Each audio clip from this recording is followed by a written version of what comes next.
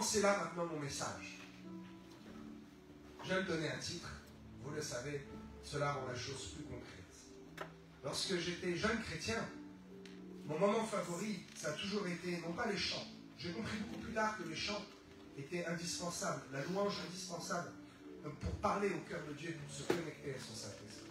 Moi, je venais et j'attendais avec grande impatience que le pasteur ouvre la Bible. J'étais tellement déçu parfois quand j'entendais « Oh, de beaux messages, pleins de morale », mais pas du tout issus de la parole de Dieu. Mes amis, nous devons entendre prêcher une bonne morale, bien entendu. Nous sommes des gens qui sommes droits et honnêtes. Et ça, c'est la base. Nous le savons, je n'ai même pas besoin de vous le prêcher. Nous avons besoin d'entendre la vérité de la parole. Et je vous le dis, ce livre, que nous appelons la Bible, a été écrit entre moins 1500 ans et plus, je crois, 83 pour l'Apocalypse.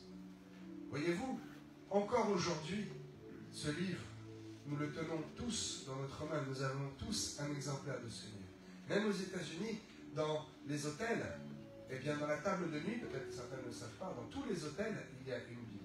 Dans chaque hôtel, j'ai eu le privilège de voyager, dans chaque hôtel qu'on voit aux États-Unis, il y a une Bible qui est dans la table de nuit. Waouh! C'est le livre qui a été le plus vendu. C'est le livre dont on a parlé le plus. C'est le premier livre, oh, je vais faire un peu de culture, qui a été imprimé par Gutenberg. La première grande impression, c'est la Bible. Le livre le plus répandu. Et encore aujourd'hui, je vous le dis, nous en entendons parler, nous le lisons, et les paroles qu'il y a dans la Bible, il y a moins 1500 ans, moins, même encore plus, moins 2500 ans, sont encore valables aujourd'hui. Que quelqu'un se lève et m'explique comment cela se peut. Comment est-ce que c'est possible que quelqu'un que je n'ai pas connu, qui ne parle pas la même langue que moi, qui n'a pas la même couleur de peau, la même culture, le même pays, les mêmes habitudes, etc., parle de quelque chose qui vient encore me parler aujourd'hui. Toutes les barrières ont été abolies par Christ, même les barrières du temps, je vous le dis. Donc aujourd'hui, les 30 pièces de Judas. Peut-être que vous ne le savez pas, je vous le recadre rapidement. Judas, un des 12 apôtres, qui a même mangé avec Christ, c'est celui qui a été utilisé, ou plutôt qui s'est laissé utiliser par Satan, pour livrer Christ. Il fallait que les choses se passent ainsi. Bien. Mais il y a des choses dans cette histoire qui nous parlent encore aujourd'hui, et il faut comprendre. Il faut comprendre que cet homme a livré Jésus aux pharisiens, aux Sanhédrin, qui eux-mêmes l'a livré au tribunal romain, mais qui a voulu s'en dégager, et donc les Juifs l'ont condamné. Béni soient les Juifs, le peuple d'Israël. Ce ne sont pas les Juifs. Le mot est juif. Oui, ok. Ce sont les religieux. Comprenez. Ce sont les religieux qui ont condamné Jésus. Et donc, ce Judas a été utilisé. Et il s'avère qu'il a été payé pour cela. 30 pièces d'argent. 30 pièces. Bien. 30 deniers. Peu importe. Allons un peu dans la parole de Dieu. Vous savez que ce thème a fait couler beaucoup d'encre. Et sur la fin, je m'exprimerai, je vais prendre position. Certains m'ont dit, attention, c'est un sujet sensible. Effectivement, peu de pasteurs prêchent, ou plutôt disent ce que je vais vous dire à la fin. Et mes amis, il faut prendre position, parce que la fin de ce message va révéler que il y a des choses importantes à tirer de cette histoire. Et que oui, nous sommes bénis. Oui, nous avons notre salut qui est garanti par la foi. Mais il est possible encore de tomber. Et il est possible de chuter. Allons. 1 Corinthiens, chapitre 10, versets 11 et 12. 1 Corinthiens, chapitre 10, versets 11 et 12. Je crois, oui, mais on ne voit pas. On va perfectionner ça aussi. Peut-être ceux qui sont ici, voilà, on essaie d'afficher les versets, mais on va trouver autre chose. Peut-être je vais mettre une télé à la place. On a une télé en plus. On verra. Donc, je répète, 1 Corinthiens, chapitre 10, versets 11 et 12. Il s'agit ici de Paul, qui parle aux Hébreux. Il parle des Hébreux dans le désert. C'est OK? OK. Non, c'est pas le bon verset. Il parle des Hébreux dans le désert afin de nous servir d'exemple et de nous expliquer en fait que toute histoire dans la Bible a une signification qui est valable autant où l'histoire se déroule, plus tard et même encore aujourd'hui. Ok. Ces choses leur sont arrivées pour servir d'exemple. Et elles ont été écrites pour notre instruction. À nous qui sommes parvenus à la fin des siècles. Ainsi donc que celui qui croit être debout prenne garde de tomber. Décomposons rapidement ce verset. C'est étrange. Paul à Corinthiens, qui parle, ces choses leur sont arrivées pour nous servir d'exemple. Elles ont été écrites pour notre instruction. Il parle à son temps présent. Et là, c'est étrange. À nous qui sommes parvenus à la fin des siècles. Mais quand Paul écrit ça, c'est en l'an 28 ou 38. On n'est même pas à la moitié du 1er siècle. Et Paul le sait très bien, puisque l'an 0, c'est la naissance de Christ. À la fin des siècles. C'est-à-dire que quand Paul écrit ça, c'est une parole prophétique. Il nous parle encore à nous aujourd'hui. Il parle à tous, à ceux qui le lisent au moment présent et à ceux qui le liront au moment plus tard, à la fin des siècles, mes amis. Ce message nous aidera assez à nous, je vous le garantis. Donc, nous allons décomposer un petit peu eh bien, ce que nous savons de cet homme appelé Judas. Je pense que quelques-uns savent déjà quelques éléments. Qu'est-ce que vous savez sur Judas? Dites-moi, allez-y, profitez-en. Nous ne sommes pas nombreux ce matin. Il servait à côté de Jésus, déjà, bien sûr. Ok. Il s'est laissé tenter. Laissé tenter, tout à fait. Quoi d'autre? Il s'appelait Judas, Iscariote. Un indice? Il avait un problème, Marc? Il s'est suicidé, tout à fait, tout à fait. Il a été poussé, je vais en parler après. Il a été poussé dans un esprit de suicide. Satan l'a mené au suicide. Ok. Nous allons prendre les points principaux. Nous savons qu'il a connu Jésus. Il a connu, c'était un proche de Jésus, n'est-ce pas? C'était un de ses disciples. Ils étaient 12 à être très proches. C'était un des 12. Il a connu Jésus pendant combien de temps? Combien de temps a duré le ministère de Jésus? 3 ans. Judas a connu Jésus pendant 3 ans. Vous savez, je le dis, je le redis, j'ai fait l'armée. Et j'ai appris quelque chose dans le milieu social et humain. C'est-à-dire que quelqu'un que l'on va voir, un professeur, un professeur d'anglais, où on va l'entendre peut-être 4 heures par semaine, à la fin de l'année, on l'aura fréquenté 1 an. Ok. Mais finalement, on ne le connaît pas, on ne l'a vu que 4 heures par semaine. Eh bien, quand j'ai été à l'armée, je connaissais réellement, au bout de 3 mois, plus que des amis d'années. Au bout de 3 mois, je connaissais des personnes très profondément. Pourquoi? Parce que 3 mois, on a passé dans des stages commando, dans des conditions très difficiles, H24, 24 heures sur 24, ensemble, dans la même tente, sur le même terrain, à partager les mêmes munitions, etc., à tirer sur la même cible, à côté, à moins d'1 mètre, pendant 3 mois. Je peux vous dire que cette personne, on la connaît. Et donc, Judas connaissait vraiment Jésus. Il a passé réellement 3 ans plein avec lui. Il a vu ses miracles. Il a entendu sa parole. Toutes les prédications, il les a entendues. Il a prié avec lui. Il a même mangé avec lui. Ok. Judas a connu Jésus. Quelle était sa fonction? Les finances. Les finances. Judas était détenteur de la bourse. Une grande confiance lui a été accordée. C'était, on peut dire, le comptable. N'en déplaise à tous les religieux qui ne veulent pas entendre parler de l'argent dans l'Église, force est de constater que même Jésus avait un comptable. Ok. Satan a utilisé sa fonction pour le faire chuter. Certainement, s'il n'avait pas été comptable, la tentation aurait été tout autre, ou beaucoup plus difficile. Faites attention à vos fonctions, à ce que vous faites dans la vie. C'est par là que Satan va passer pour vous faire chuter. Satan n'est pas idiot, il est intelligent. Mais ses pouvoirs sont limités. Il ne peut faire que ce qui lui est accordé de faire. N'est-ce pas? La porte est là. Si Dieu n'enfonce pas la porte, Satan ne peut pas non plus. Mais si vous entrouvrez cette porte, alors, ça y est, c'est fait. On va lire le verset plus tard, vous le verrez. Nous savons également qu'il a volé dans cette même bourse. Il a pris l'argent des offrandes. Ah, ça c'est très mauvais. Ça c'est très très mauvais. Quand Dieu te confie quelque chose, et que tu trahis la confiance. De trahir la confiance d'un homme, déjà, c'est mauvais. Le monde déjà dit c'est mauvais. Mais alors trahir ce que Dieu te donne, waouh. Là, c'est étrange parce que on voit, je vais vous relire les versets, que c'est une habitude. Donc très certainement, Judas le faisait déjà depuis le début. Alors qu'il connaît Dieu, il connaît Jésus. Le vol va à l'encontre totale de tous les principes de ce que Jésus prêche. Et pourtant, il le fait. Alors il entend quelque chose la journée, et puis le soir, il fait autre chose. Il entend quelque chose le soir, et puis la nuit, il fait quelque chose d'autre. Il entend quelque chose le matin, et puis le midi, il fait encore autre chose. C'est étrange. Je suis en train de vous démontrer que Judas, déjà, avait une nature qui était très mauvaise. Très, très mauvaise.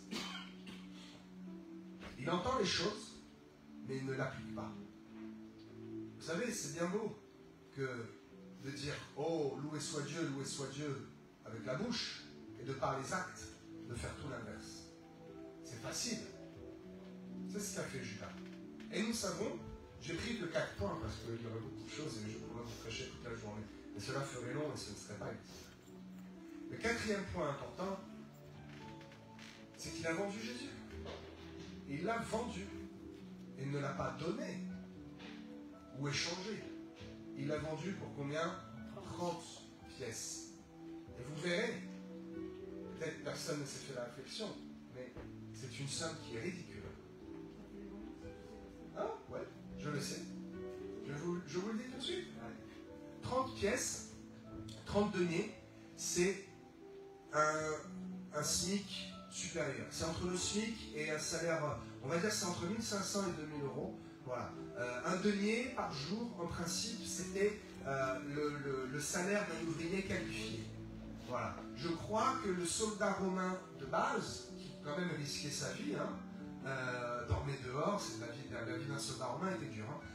Sa solde, on appelle ça une solde et non pas un salaire, était de 300 deniers par an. Voyez-vous? Donc ça fait un peu moins d'un denier par jour. Donc, on peut dire qu'un denier, c'est un bon salaire. Voilà. Si un ouvrier aujourd'hui, en moyenne, à 1200 euros, doit gagner peut-être 50 euros, un ouvrier qualifié va en gagner 80. Donc voilà la somme à peu près à quoi correspond. Mais ne nous attachons pas à la somme exacte. Ce n'est pas important. Ce qui est important, c'est de voir que cette somme était ridicule. Complètement ridicule. Et vous allez voir à quoi correspondaient ces 30 deniers. Vous allez être choqués. Nous connaissons son nom, Judas. Judas comment? Iscariote. Pourquoi Iscariote? Parce que c'est un prêtre.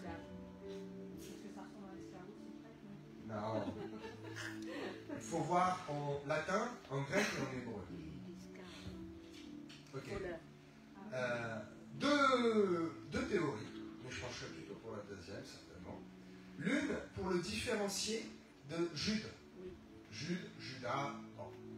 Mais c'est plutôt parce qu'il appartenait en fait à, le mot est un peu fort mais on peut le dire, à une secte hébraïque qui était très rebelle et qui était armée en fait. C'était un petit groupe d'hommes hébreux armés et qui luttaient contre l'occupation des soldats romains.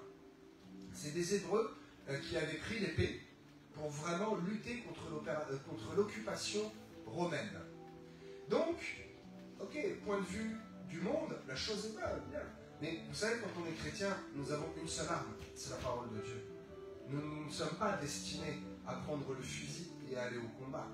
Non, nous sommes destinés à prendre l'épée de Dieu à double tranchant, l'épée qui tranche la vérité du mensonge, l'épée qui nous défend et qui sert à attaquer l'ennemi, non pas l'homme, mais Satan et les mauvais esprits.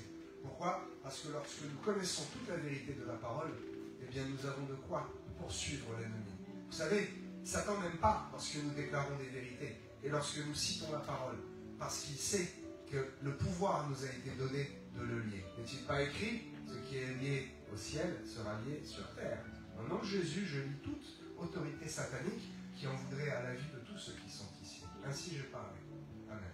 Donc, Iscariote, la secte s'appelait Sicaire.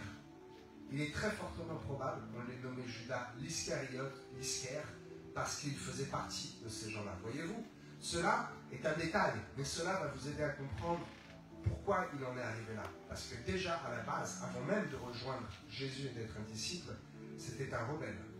Un grand rebelle qui avait choisi de prendre les choses par la force, par sa propre force, et non par l'esprit.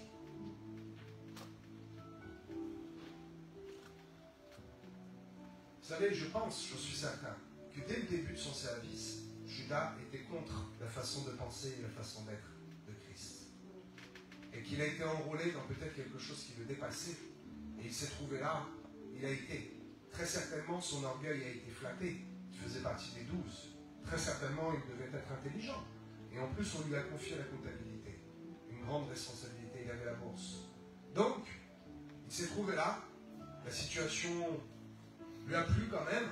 Et même si ça allait à l'encontre de ce qu'il pensait, il a mis ça de côté. Comment on appelle cela? Les hypocrites, n'est-ce pas? Judas l'Iscario, Judas l'hypocrite. On aurait pu très bien l'appeler comme cela. C'est comme cela qu'agissent les traîtres. Vous savez, ils paraissent bien, mais derrière, ils sont très mal, ils sont très malins. Et ce n'est pas du tout la vérité. Ils vous montrent une façade. C'est comme ça que Judas a procédé.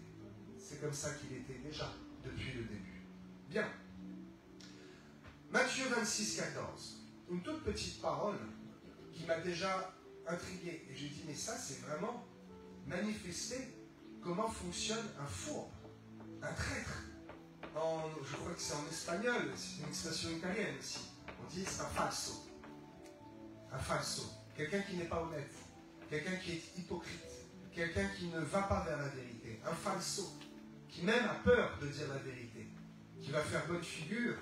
Et puis, en fait, qui va trembler. Un falso. Judas était un falso. Pourquoi? Parce que dans Matthieu 26, 14, lorsqu'il va livrer, il n'arrive pas avec une pleine assurance en disant « Hey, voilà la rançon, c'est 2 millions d'euros. » Non, il arrive et il dit quoi? « Que voulez-vous me donner et je vous le livrerai. » 1 centime. Tu n'en vaut pas plus la peine, Judas. Il aurait quand même accepté. Que voulez-vous me donner? Cela n'a-t-il choqué personne lorsque vous l'avez lu à plusieurs reprises? Il n'a pas de même demandé un prix, parce que la vie de Jésus n'avait finalement aucune importance à ses yeux. Que voulez-vous me donner? Sous-entendu, je l'accepterai. Que voulez-vous me donner et je vous le livrerai? Il n'a même pas... C'était un homme intelligent. Il n'a même pas percuté. Lorsqu'on lui a donné le prix de sa trahison, 30 pièces, tu seras payé 30 pièces, 30 deniers, qui équivaut à un salaire. Merci, c'était là pour ta bonne question. Mais il n'a pas vu la signification des 30 pièces. Pourquoi est-ce que peut-être 20 pièces, 25, 29, 30, 50? Pourquoi 30? 50 pièces? Je ne sais pas. 100? 10? 1?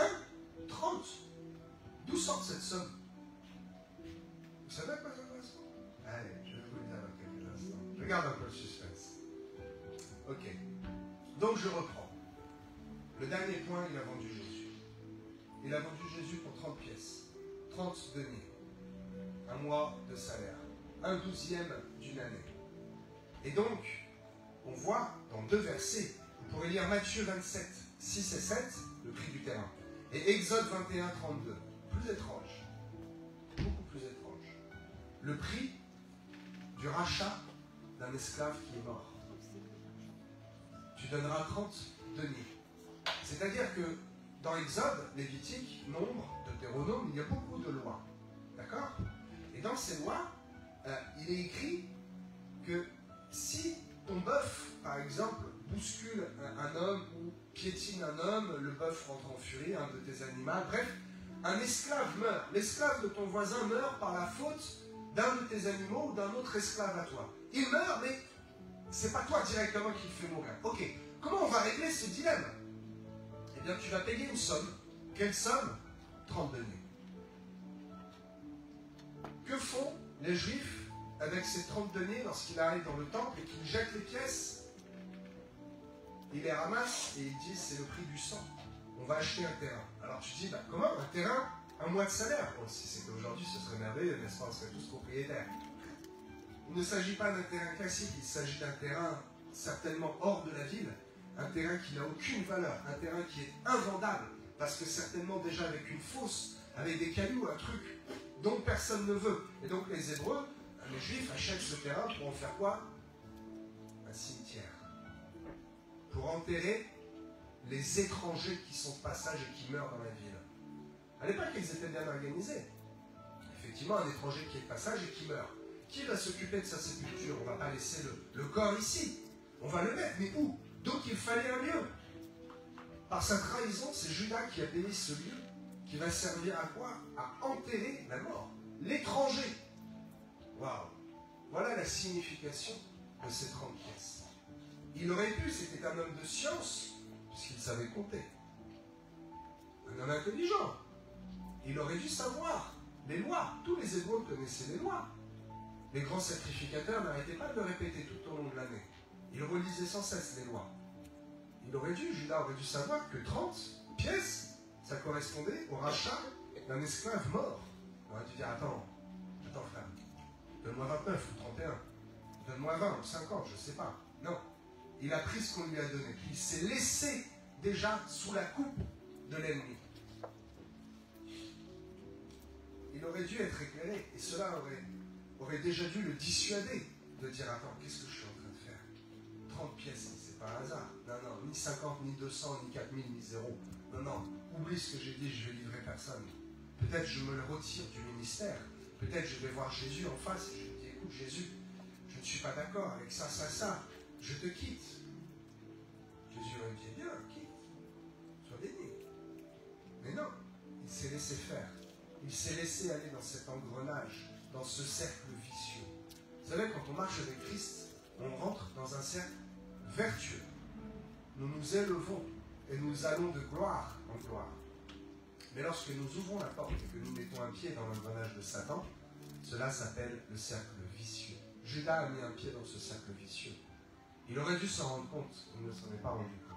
La valeur de ces 30 pièces d'argent, la signification est énorme. Un mois de salaire. Vous allez voir l'humour de Dieu qui parfois joue avec les chiffres. Alors je n'aime pas trop rentrer dans l'explication des chiffres, il y aurait beaucoup de choses à dire avec les chiffres. Mais cela serait du domaine du mystique. Nous ne sommes pas mystiques. Nous croyons en la parole et en la simplicité de l'évangile. N'est-ce pas? Est-ce que Judas avait besoin d'argent? Non. Mais non. Tout lui était fourni. Ok. Moi je me dis, si vraiment il avait été vicieux, intelligent, il aurait pu demander, non pas un terrain qu'on enterre les morts, tout loin, tout nul. Il aurait pu demander un terrain dans une place élevée, à côté du jardin de Gethsémane. Un terrain en plein centre, un terrain juste à côté du temple. Un terrain, comment on pourrait dire ici, un appartement rue du Gros Horloge. Tu vois, le truc quoi, bien placé. Il aurait pu demander, je ne sais pas, une fonction élevée au sein du tribunal religieux. Il aurait pu demander beaucoup plus d'argent. Non, il n'a rien demandé. Que voulez-vous me donner? S'il avait eu besoin d'argent, il aurait pu se servir tout seul dans la bourse, n'est-ce pas? Et c'est ce qu'il faisait déjà en fait. Vous savez, Judas volait dans la bourse. Nous allons le voir. Nous allons le voir dans quelques instants. Vous savez quoi? Je le sais. En fait, j'en suis persuadé. Judas aurait pu trahir dès le premier jour où Jésus est venu chercher ses apôtres au bord du lac. Dès le premier jour, il était prêt à trahir. L'histoire aurait pu durer 10 ans de plus. Il aurait pu attendre encore 10 ans avant de trahir. Quoi qu'il en soit, il l'aurait fait. Il l'aurait fait parce que c'était sa nature. Il était comme cela. Il a ouvert une porte et Satan s'y engouffrait. Je vous l'ai dit tout à l'heure, parce que j'étais là. Ok. Luc 22, verset 3. Luc, chapitre 22, verset 3, il est écrit quoi? Or, Satan entra dans Judas. Satan n'a pas d'autorisation sur nos corps. Pourquoi? Parce que notre corps est le temple du Saint-Esprit. Donc, si Satan entre, c'est qu'il y a quelque chose qui a fait que vous avez ouvert une porte. Vous avez laissé une brèche. Souvenez-vous de ce que j'ai prêché. Esdras, Néhémie, l'homme de Dieu qui a réparé toutes les murailles de Jérusalem. chaque brèche, il a été la réparer avant d'aller plus loin. Souvenez-vous de ce message. Néhémie, ce grand homme de Dieu. Les 3 hommes qui ont rapatrié le peuple d'Israël. Il a fallu boucher toutes les brèches. Pourquoi? Pour ne pas que Satan s'engouffre dans ces brèches. Ici, c'est la même chose. Satan rentra dans Juda parce que Juda a laissé une brèche depuis le début. Il y aurait beaucoup de choses à dire et un niveau bien supérieur à vous prêcher. Si quelques-uns volent, je vous dirai la révélation et je vous parlerai de mes filles. Mais ce n'est pas le thème ce matin, je ne veux pas vous perdre. Je ne veux pas vous perdre dans le message, vous comprenez bien.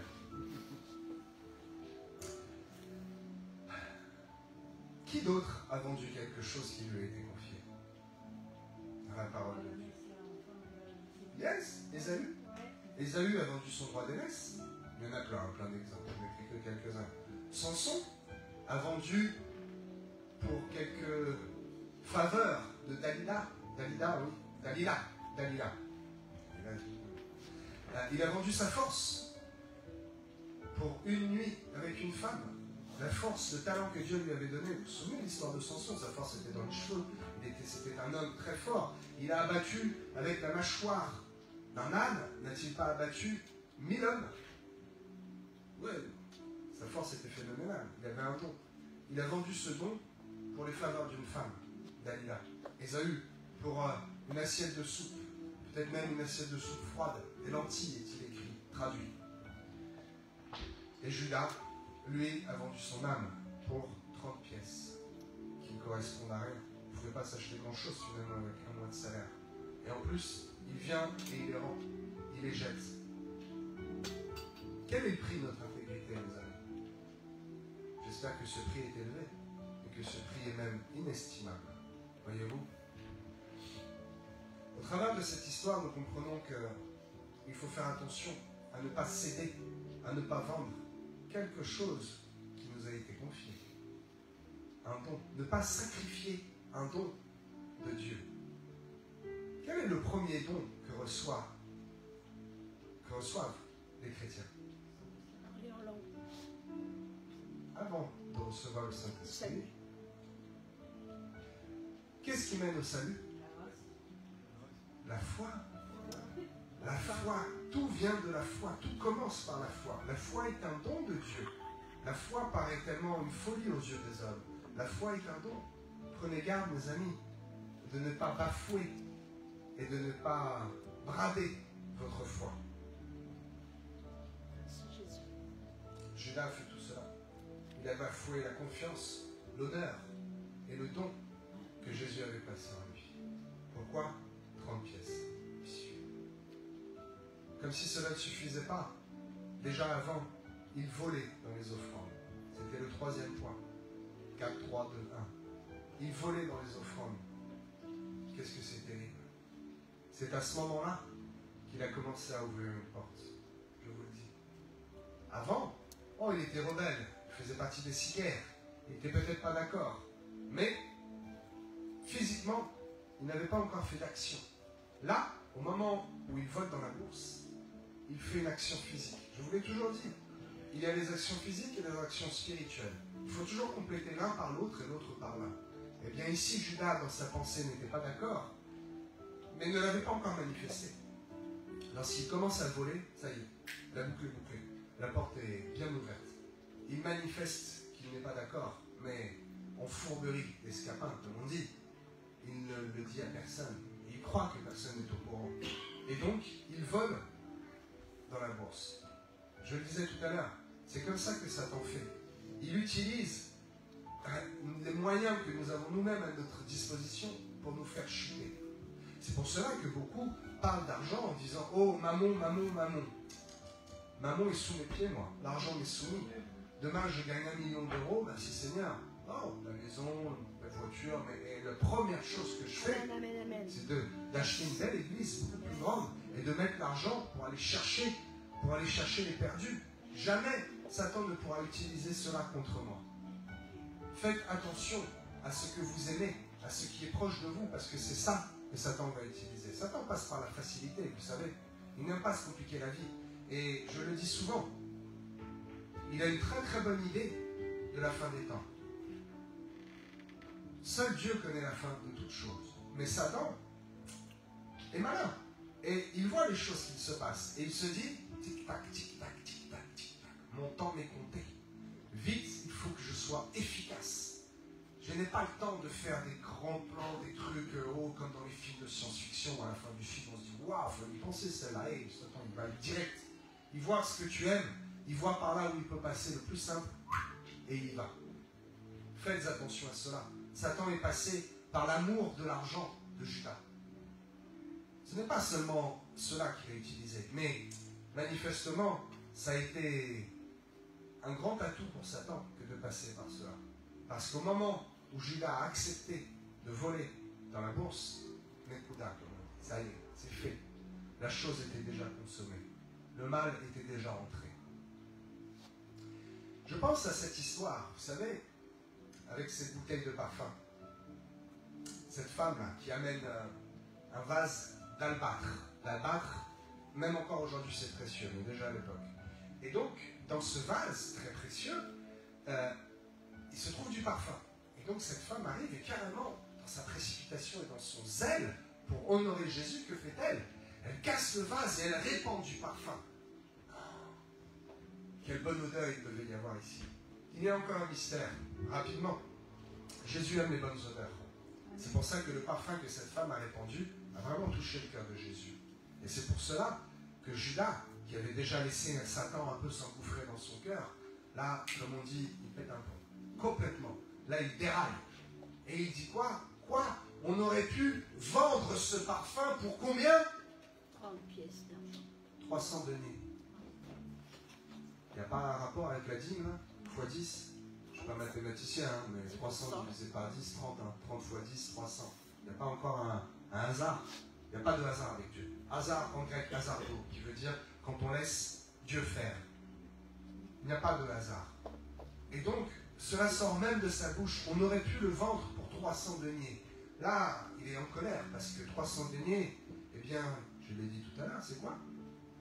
Le salaire d'un soldat pour 1 an de travail entier. Et donc, il voit cette somme qui lui, finalement, bien, lui échappe parce qu'il tapait dans la bourse. Et donc, il est horrifié. Et là, deuxième acte physique. Ça sort. Là, c'est la goutte d'eau. Là, il n'en peut plus, le gars. Et là, il ne garde pas ça pour lui-même. Bah, il le dit. Il dit quoi? Mais comment on aurait pu vendre ça? Attends, pour les pauvres. Qu'est-ce qu'il en a à faire des pauvres? Rien du tout. Judas n'a jamais rien donné aux pauvres. C'est Jésus qui lui disait, prends et donne.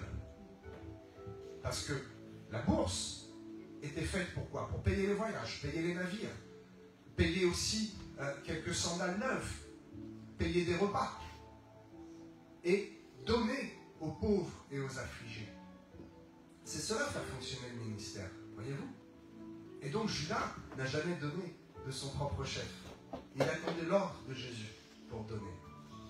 Et il a donc vendu lui-même Jésus, son maître, pour 1/10 du prix de cette bouteille de parfum. Luc chapitre 7, verset 36.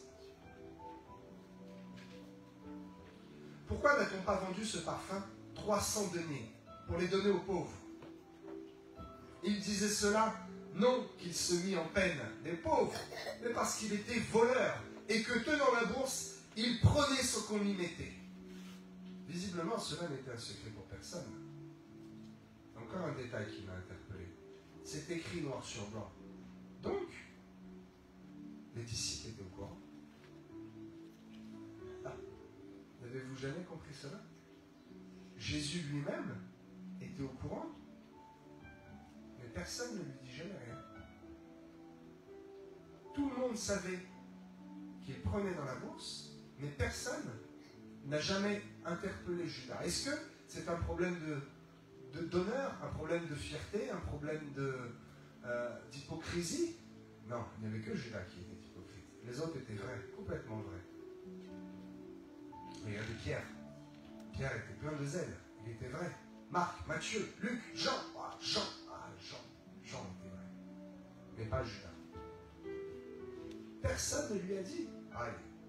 Tous savaient, mais aucun ne l'a repris. Vous savez, au travers de ce clin d'œil, faut parfois comprendre que toutes choses ne sont pas bonnes à dire, et toute chose est difficile à dire, et parfois, cela devient une pierre d'achoppement, et il ne faut pas. L'homme de Dieu, le pasteur, l'évangéliste, l'apôtre, même le prophète, même le docteur de la loi, ne vous dira pas certaines choses, parce qu'il y a des sujets qui sont trop sensibles, ou des sujets qui ont déjà été évoqués à de nombreuses reprises, et le chrétien n'entend pas. Et bien que cela cesse, l'homme de Dieu n'ira pas le répéter encore et encore. C'est ton problème entre toi et Dieu. Le problème de la dîme, le problème de l'éducation des enfants, le problème de la fidélité à son Église, mais d'abord à l'Église corps de Christ, à Dieu. Vous savez, les chrétiens qui sont comme ça, au bout d'un moment, on ne peut plus leur prendre, parce qu'ils sont vexés, et ils se disent, ah, c'est comme ça, je ne viens plus. Mon ami, ce n'est pas moi que tu boudes, c'est le Saint-Esprit. Ceux qui ont un problème avec l'engagement, ceux qui ont un problème avec l'honnêteté, avec le mensonge, à toujours raconter des histoires. À un moment, tu dis, oh, arrête de mentir. Arrête. À un moment, tu ne dis plus, arrête de mentir. Et les histoires rentrent par là et sortent par là. Et le chrétien dit, mais comment tu ne pries pas pour moi, j'ai toujours le même problème, ça n'est pas efficace. Et Dieu t'a prévenu 50 fois maintenant, on te laisse aller. Dieu ne force pas. Les apôtres étaient au courant, Jésus était au courant, mais ce n'était finalement pas leur problème, c'était le problème entre Judas et Dieu. Et donc, s'il pouvait voler dans la bourse, c'est qu'il était lui-même détenteur de la bourse. Une fonction très importante. Et pourtant, cela ne l'a pas empêché de trahir. On peut dire qu'il est facile de trahir. Si tu es là et tu passes le balai depuis 10 ans, bon, il a trahi, il est parti, il a parlé mal. Bon, attends, c'est normal, il ne servait pas à grand-chose, il avait une fonction qui était humiliante. Quelle fonction humiliante? J'en connais un ici, qui pendant 10 ans a passé le balai dans l'église, qui pendant 10 ans a été allumé le chauffage à 6 h du matin pour que les frères et sœurs qui viennent n'aient pas froid. Sois honoré, Jean-François. Sois honoré pour cela. Vraiment, je connais ce que tu as fait, mais encore plus, Dieu le sait. Donc, il avait une fonction importante, et malgré cette fonction importante, il a choisi de trahir. Ce qui s'est passé à Béthanie, eh bien, c'est certainement la goutte d'eau qu'il a décidé à trahir. Parce que certainement après, il a dû se dire, oh là là, j'ai beaucoup parlé. Tout le monde en a été témoin. Et je me suis un peu mouillé là, j'ai été un peu loin. Luc 22, or Satan entra dans Judas. C'est à ce moment-là qu'il entra. Parce qu'il était détenteur de la bourse, donc cela lui a permis de voler. Pourquoi il était détenteur de la bourse? Parce que Jésus lui a fait confiance. Mon ami, Jésus te fait confiance et Jésus t'aime. Jésus voit et connaît tes péchés. Mais malgré tout, il t'aime.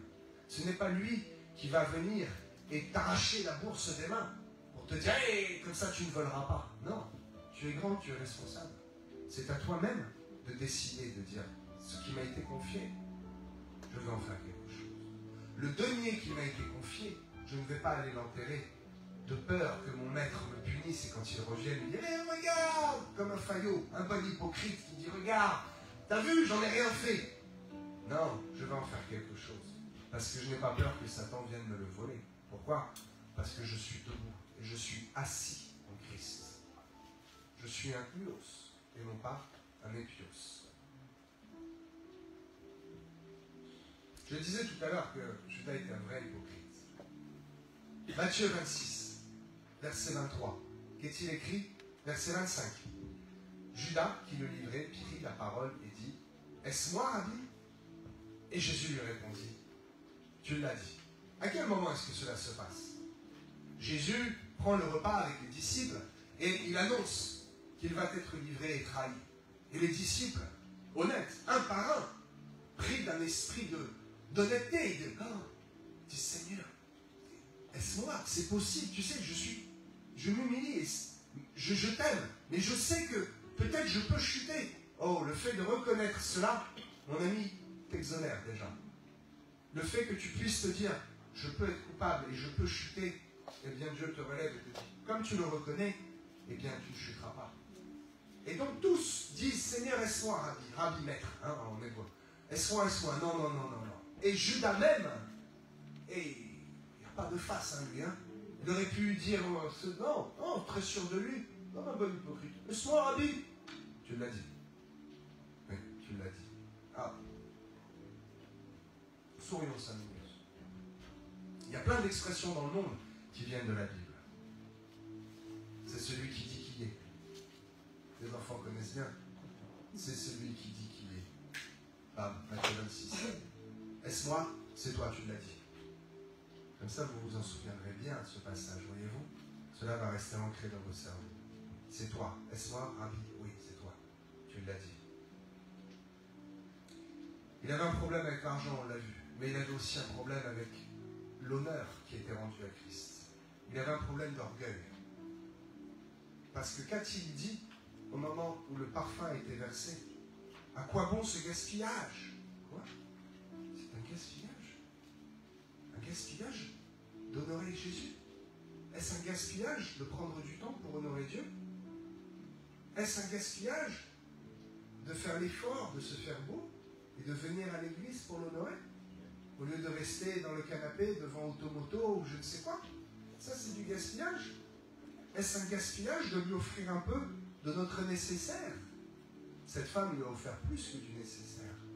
C'est comme si aujourd'hui, même encore plus, ça valait même encore plus cher. Je vais dire, on prenait une bouteille de Chanel numéro 5, pour ne pas le nommer, ça vaut 5 000 €, je crois. Et on la brise comme ça, et on dit, oh, je vais honorer le prophète qui vient, je vais honorer le pasteur, l'homme de Dieu. C'est juste un homme. Et au travers de lui, c'est Dieu que j'honore. Quoi? Mais t'es fou, c'est du gaspillage. Eh, Judas, hors de moi. Hors de moi. Non, ce n'était pas un gaspillage que de briser ce vase d'albâtre et ces 300 deniers de parfum. Il avait un problème d'orgueil. Il jalousait déjà l'honneur qui était rendu à Jésus. Et le dernier point, voyez-vous, je remonte. Il a connu Jésus pendant 3 ans. Je pense que sa nature d'hypocrite était déjà là depuis le début. Sa nature de fourbe, de falso, était déjà là depuis le début. Et Satan avait utilisé cette nature pour le pousser encore plus loin. Si donc il était comme ça, il devait être comme ça forcément depuis tout petit. Et ses parents ont dû le voir comme cela. Ils n'ont rien fait. Mes amis, éduquez vos enfants. Sachez les remettre dans le droit chemin. Si ses parents avaient été sévères, ils auraient dit, hey, Judas, arrête cette petite fourberie. Là, ce que tu as pris à ton camarade, là, tout le monde, on le sait tous que tu lui as pris sa bille. Tu vas et tu lui rends. Non, il a été conforté. Il y a certaines situations qu'il ne faut pas laisser perdurer. Certaines choses qu'il ne faut pas laisser faire, mes amis. Je vous le dis, c'est ouvrir la porte. Il y a des moments où il ne faut pas s'esclaffer et de rire et de dire, oh, ce n'est pas grave. Il y a des moments et des situations qu'il faut reprendre. Je prends l'exemple des enfants, mais c'est qu'un exemple. Dans votre vie aussi, parfois, vous dites, oh, c'est pas très grave. Et vous vous consolez vous-même. Mon ami, si c'est grave, si tu laisses faire ça, tu vas laisser faire autre chose. Dès tout petit, si Judas avait été repris, ce n'aurait pas été lui qui aurait trahi. Satan aurait utilisé quelqu'un d'autre, mais ce n'aurait pas été Judas. Ne détournez pas le regard, mes amis, quand il y a un problème dans votre propre vie. Soyez concernés, réellement. Judas qui a connu Dieu. Jésus, Dieu. Jésus, la personne de Dieu manifestée dans un corps. Je l'ai dit tout à l'heure, il l'a connu pendant 3 ans. Il a mangé avec lui, il a prié avec lui, peut-être il a dormi juste à ses côtés, voyez-vous. Et malgré qu'il le connaisse bien, il a choisi de tout quitter. Qu'y a-t-il à tirer encore de cet exemple? On se dit, c'est bizarre. Le gars, il avait tout pour lui. Pourquoi il a quitté? Et afin que cela vous serve dans les siècles à venir, dans les derniers siècles. Cet exemple nous sert encore aujourd'hui. N'y a-t-il pas des chrétiens qui ont vécu des miracles, des prodiges, qui ont été bénis, qui ont connu la vie de l'esprit, qui tombent sous l'esprit et qui prient et qui disent, mais qu'est-ce que c'est? Ce n'est pas du fantastique, c'est du surnaturel. C'est quoi? C'est l'esprit de Dieu. Mais jamais j'aurais pu imaginer. Et qui ont connu l'esprit. Et qui, du jour au lendemain, claquent la porte et ne reviennent jamais. Je ne dis pas que ceux-là sont des Judas, mais ils sont inspirés de l'esprit de Judas. Voyez-vous, ça n'est pas possible. Ça n'est pas possible. Ne détournons pas le regard. Si tu vois un frère qui est comme cela, une sœur, tu vas et tu le reprends dans le secret. N'est-ce pas ce que nous dit la parole? Va et reprends-le. Il n'y a pas que le pasteur qui doit aller voir ceux qui se perdent. Le pasteur, c'est celui qui va chercher la brebis égarée.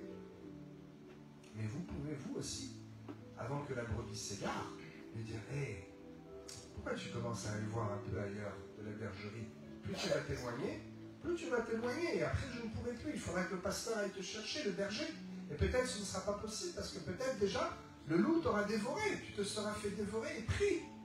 Oh!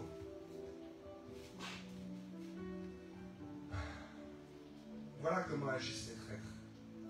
Ils ne sont ni chauds ni froids. Pendant 3 ans, il n'a rien dit. Il a été à côté de lui et du jour au lendemain, il a trahi.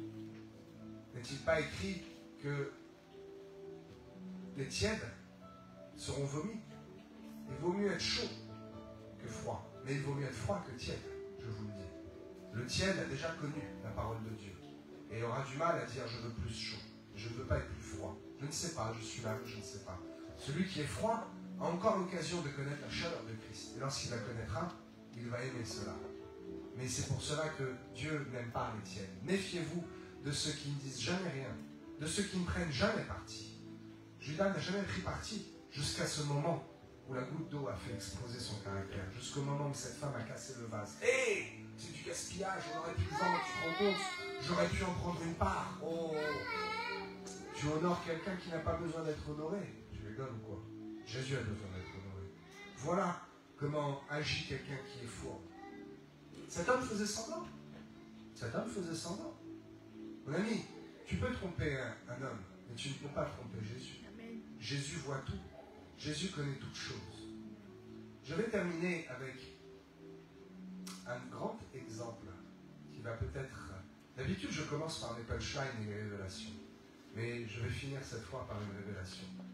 Je vais vous donner un exemple d'un verset qui va vous interpeller et vous démontrer que Jésus connaissait déjà toutes choses. Et que même, il avait déjà prophétisé à plusieurs fois la trahison de Judas. Il l'a prophétisé d'une manière qui nous parle encore aujourd'hui et qui, je l'espère, va vous choquer et va vous interpeller. Mes amis qui sont sur Internet, écoutez bien ce que je vais vous dire. Il y a une parabole dans Matthieu. Matthieu est un des livres, comme Luc, qui est très bien écrit et qui, sur la fin, très certainement, c'est pas très certainement, c'est sûr, il est écrit dans un ordre chronologique. La Bible n'est pas dans l'ordre chronologique.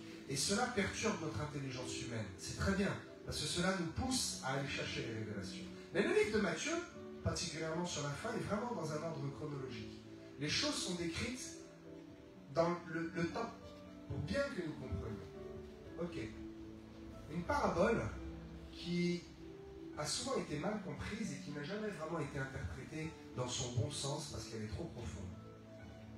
Le mystère de Matthieu, chapitre 22, verset 10. Lisons-le.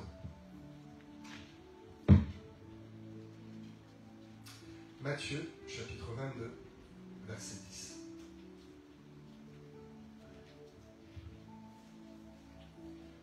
Quelque temps avant le dernier repas, la scène. Okay.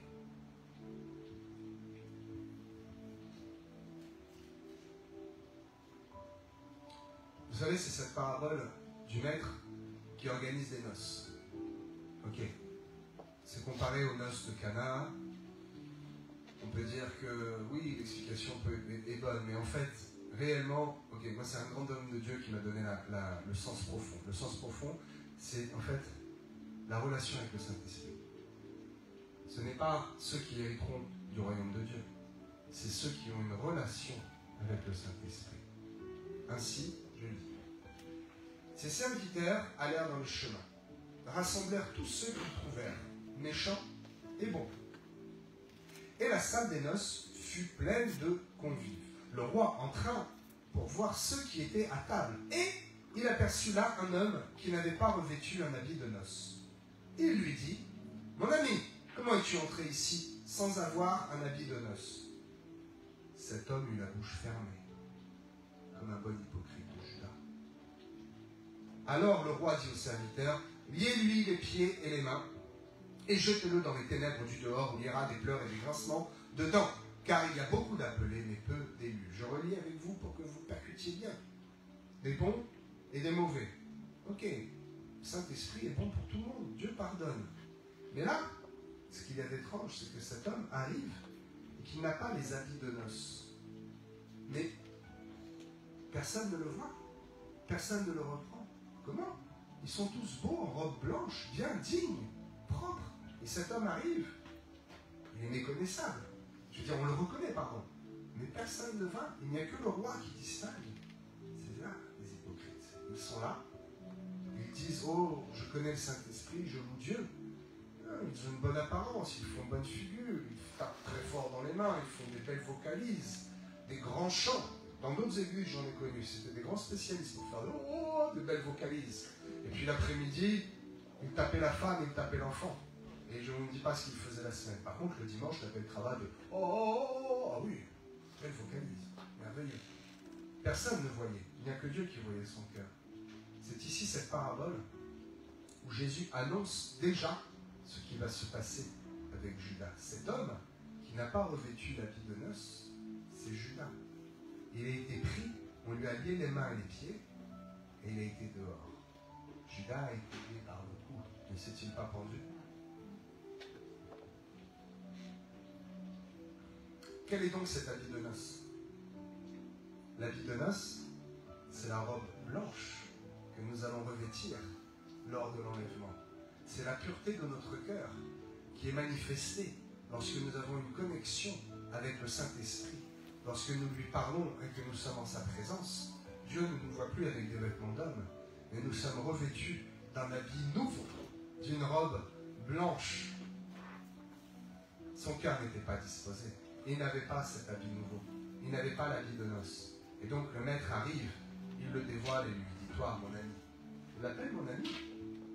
Dehors. Tu n'es ni bon ni mauvais. Tu n'es ni froid ni bouillant. Qu'a dit Judas? Niet, nada, rien.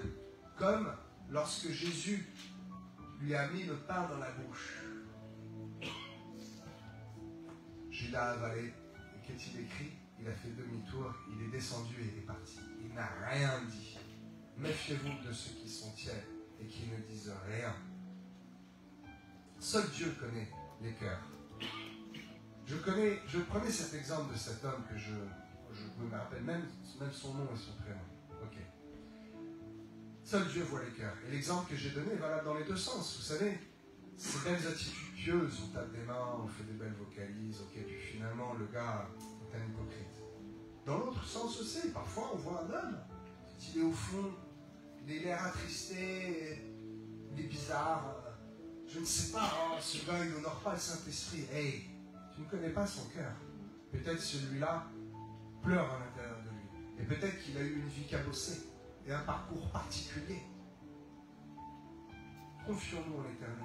Laissons Dieu juger chacun. Ayons les yeux spirituels ouverts et prions les uns pour les autres. N'est-ce pas? Soyons honnêtes. Parce que ce Judas a suivi Jésus, mais il ne s'est jamais converti. On peut suivre Jésus sans jamais se convertir. On peut venir 20 ans à l'église sans jamais se convertir. C'est terrible. Judas l'a suivi, mais il ne l'a jamais compris. Judas l'a suivi, mais ne l'a jamais entendu. Judas l'a suivi, mais n'a jamais été fidèle. Judas l'a suivi, mais ne s'est jamais converti. Je vous le dis et je vous le redis. Beaucoup d'appelés, mais peu d'élus. Soyons des élus. Judas aurait pu être un élu, mais il a choisi dans son cœur de prendre le mauvais chemin et d'écouter le mauvais conseiller qui, depuis le début, lui avait dit de trahir. Alors, je vais terminer avec cette question où peu se mouille. Vous savez, j'aimerais un jour pouvoir prêcher cela devant une grande foule et que cela bénéficie à beaucoup. Parce que certains ont des grandes foules, mais ne prêchent pas la vérité et disent des belles paroles et ne sont pas honnêtes. Ce que je vous ai dit ce matin, je prends des risques. Je dis peut-être certains vont le prendre pour eux, mal le prendre. D'autres sur Internet dire « Ce pasteur est trop sévère. Attends, comment? Non, cela ne me concerne pas. » Je prends des risques parce que je marche avec le Saint-Esprit. Et Dieu m'a mis sur ce message, non pas pour me faire plaisir, ça ne me fait pas plaisir moi de vous prêcher ça, mais parce qu'il faut que ce soit prêché. Et il faut que vous compreniez le secret qu'il y a derrière cette histoire et l'importance de cette histoire. Alors, La question subsidiaire. Judas est-il sauvé? Attendez. J'allais la poser la question. Je l'ai en tête. Dieu aime. Dieu est compatissant. Dieu sauve celui qui confesse son nom. Dieu est bon, Dieu est grand. Dieu aimerait que tous soient sauvés, qu'un plus grand nombre soit sauvé. Alors, je vous pose la question parce que j'ai lu un article qui m'a vraiment choqué. Où l'homme défend Judas et même dit que c'était une bonne chose, que c'était fait exprès et que c'était l'ami de Jésus. Et, oh, tellement. Alors, peut-on dire de quelqu'un, tu es sauvé, tu n'es pas sauvé? Techniquement, non. C'est le mystère de Dieu. Mais moi, je vais prendre position. Alors, c'est là que tu voulais poser la question. Pose ta question. On va savoir si Judas est sauvé ou pas. Judas n'est pas sauvé. Amen. Judas n'a pas été sauvé. Il n'a jamais eu de communion avec le Saint-Esprit. Il n'a pas... A-t-il demandé pardon? Non. Il a regretté devant des hommes. Il a été dans le temple. Oh, j'imagine la scène. Tcha, un truc avec plein de fracas. Toutes les pièces. Ah, je ne veux plus, reprenez. Hé, c'est trop tard. Que va-t-on faire? C'est l'argent du sang. Et bien, l'argent du sang servira pour mettre les morts. Judas a regretté. Mais il n'a jamais demandé pardon à Jésus. Il a été... Il s'est pendu. D'autres ont regretté et ont demandé pardon. Ils ont fait pénitence. Par des paroles ou bien par des actes. Pasteur, tu ne peux pas dire Judas n'est pas sauvé. Oh, mon ami, va dans le Sanhédrin, va dans le tribunal religieux, laisse-moi tranquille. Jean 17, verset 12. Il dit donc à propos de Judas, Jésus qui s'exprime. Lorsque j'étais avec eux, je les gardais en ton nom. J'ai protégé ceux que tu m'as donnés et aucun d'eux ne s'est perdu. Alléluia, virgule. À part le fils de perdition, afin que l'écriture soit accomplie. Que quelqu'un me prouve que Judas a été sauvé. Voyez-vous, toute chose a été écrite pour notre instruction. Je vous l'ai lu en début. Cela nous parle encore aujourd'hui. Tu peux venir prendre une place bien chaude le dimanche matin, faire des belles vocalises et ne pas être sauvé. Parce que le salut est accordé à ceux qui sont honnêtes et qui confessent de leur bouche, mais surtout plus de leur cœur, que Jésus est leur sauveur. Ces choses leur sont arrivées pour servir d'exemple et elles ont été écrites pour notre instruction. Alléluia. Mes amis, ne soyez pas des auditeurs oublieux. Choisissez la vie en Christ, la vraie vie. Choose life. Choose life. Vous savez pourquoi je vous dis ça? Parce que peut-être certains, les plus jeunes d'entre nous, de ma génération, je suis un vieux jeune, nous avons tous vu ce film avec un titre anglais qui commence par un T. Ce n'est pas un film avec une morale, mais à la fin, ces jeunes vivent une vie en désordre, une vie qui n'est pas propre. Ils se souillent. Et à la fin, un d'entre eux s'en sort. Il comprend la vérité. Il laisse tout ce qui est... Si quelques-uns, ça les intéresse, je ne peux pas le dire en ligne, mais je vous le dirai. Je vais même voir à la fin. Il délaisse tout. Et la dernière parole, le gars est là. Il respire un air pur. Il court dans la rue. Et la dernière parole, il dit « Choose life ». Choisis la vie. Il y a un message derrière ce qu'il dit. Mes amis, choisissez la vie en Christ. Alléluia.